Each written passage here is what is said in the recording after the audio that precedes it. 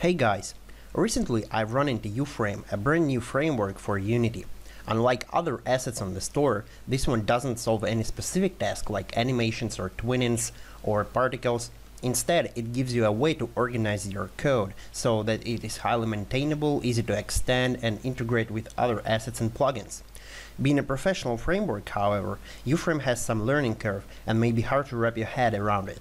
In order to summarize my knowledge about it and help you out there guys, I've decided to record a few tutorials about uFrame.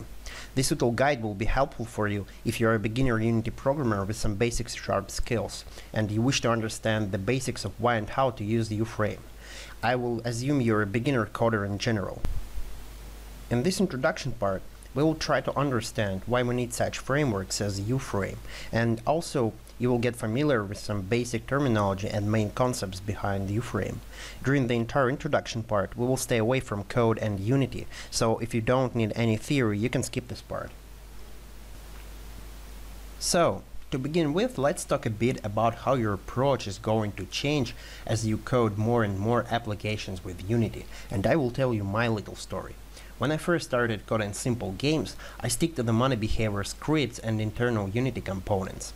Following different tutorials on the internet, I got a bad habit of mixing a lot of different code in a single script.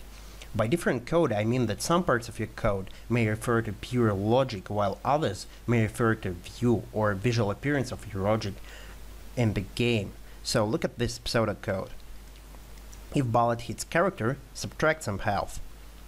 If health is less or equal to 0, set character state to dead. Notice how this code does not define any view aspect. It's completely separated from how the bullet or character look like in the game or change over time.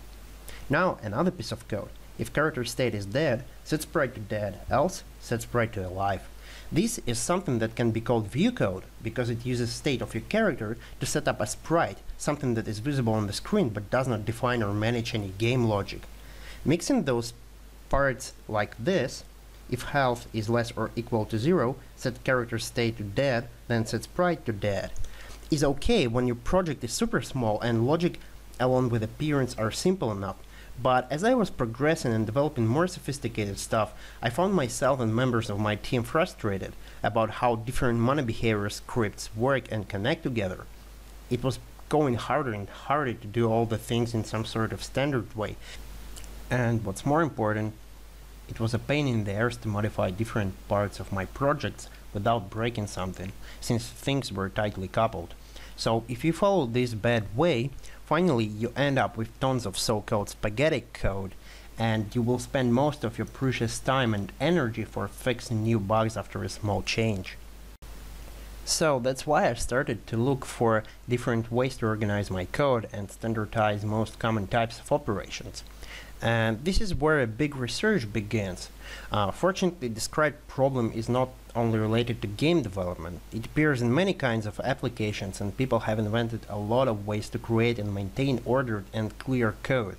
But of course, every type of application has its own problems and their solutions, which may not be suitable for others. So if you want to get more information about architecture in common, Google for MVC or MVVM or architectural patterns in general. So ideally, there should be a framework to define the workflow and keep things as clean as possible. What do I want from such a framework? I want decoupled logic and view code so they do not interfere with each other. And I want some standard ways of doing general things like notifying the view about some changes in the game logic, and I also want a way to report different events from the view to the logic, like for example that button was clicked. Now let us dream a bit. As we keep doing things the same way all around, we will find ourselves writing the same code every here and there. If we know OOP, we can minimize that. If something could generate template code for us so we spend zero time for this, we would be happy. And finally, if we still had all kinds of flexibility, we will be the happiest developers in the world. And this is a description of a perfect setup, and luckily it is a description of uFrame. So I hope now you understand why you need a good framework for general tasks and architecture. And as you keep leveling up as a developer, you will see how good framework can make your life easier on the later stages of the development process, even if it seems a waste of time in the beginning.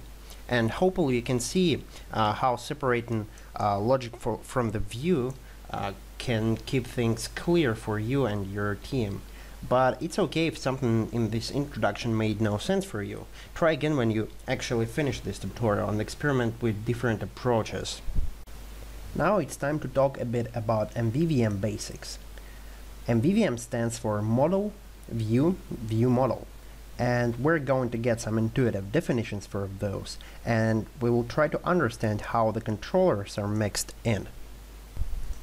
You are already familiar with the view since it is naturally represented as a mono behavior in your game, and indeed a lot of scripts control particle systems, materials, meshes, physics, sprites, and a lot of other things which define how your object looks like in the game. Those are implemented in the Unity engine and are bound to work within it. But hey, your logic can be applied in any engine. Think of it for a second. Imagine you have a simple Tetris game. You have all those figures, you have algorithms how to generate them, and you have all those rules how those figures align with each other. Will your rules change when you port your game to another engine? Most likely not, since Tetris is Tetris. And this is the key idea you have to always remember. Logic should be independent from the view. Speaking of Unity again, if your view is a mono-behavior script, what is and where should we put logic then? Well, it's time to define logic a bit further. Logic is a set of rules applied to some data when certain event occurs. Simply speaking, player get damaged, we need to subtract some health. New frame began, we need to update character's position. Or player pressed the space key, then we need to set is jumping to true. When you craft your code for a character, you read and write character state, health, name, etc. This is data. To be more specific, it's character data. So we can define special objects, which represent some data related to a single entity like a character. For example, your character data object can look like this. String name, bull is alive, bull is jumping, float health, and character state, which is represented with an enum and can be either dead or alive. As you can see, it's pure data. It has nothing to do with how it is visually represented. Neither it cares about how view or logic operate over it. Such data objects are usually called models. Now, once we know that our model is just a set of properties, we can create some generic way to notify the view that model was changed. But it most likely will require additional code in either view or view model or both, so that's why meet the view model. View model is just a model with some additional functionality, which allows other objects to subscribe to the changes and handle them. Now, when your character state is changed, view model can notify the view about it, and view can set the sprites accordingly. And at this point I see that actually I got a redundancy here, because I don't need the boolean is alive since I have the character state. Haha. So now we got view model, and we got rules. Speaking of rules, one might think that rules should then go directly to the view model object. But this approach does not work really for a lot of reasons. For example, your view model can be controlled by several sources of logic. So instead, we need another guy or a set of guys to control our view model and respond to events from the view. This is where controller kicks in. Controller is something that allows you to react to certain events from the view sent with commands and change the view model according to the rules. Several controllers created with different purposes can work together with the same view models. For example, back in 1999 there was a game called Jeanne d'Arc. It was one of the first games to combine FPS and RTS. You could control different characters like knights and archers, or you could switch to global RTS mode and control them like in classic real-time strategy game. If we simplify this a bit, we can see it's a good example of how different controllers operate over the same view model. So here's a little summary. Model is a pure data related to some entity. View model is a model which allows others to subscribe to certain changes in the model and allows sending commands to controller. And also it may contain additional methods which provide information derived from the model data. Let me explain this a bit. Imagine you have a checkers board view model. You have an information about all those figures on the field, you have information about the current player, and from this information you can derive a set of possible allowed moves for the current player. So this data was not originally in the model, but it can be derived from there, and it's a good approach to place those kind of information sources to the view model. Now, the view is a visual representation of the data from model or view model, which can react to changes in the view model.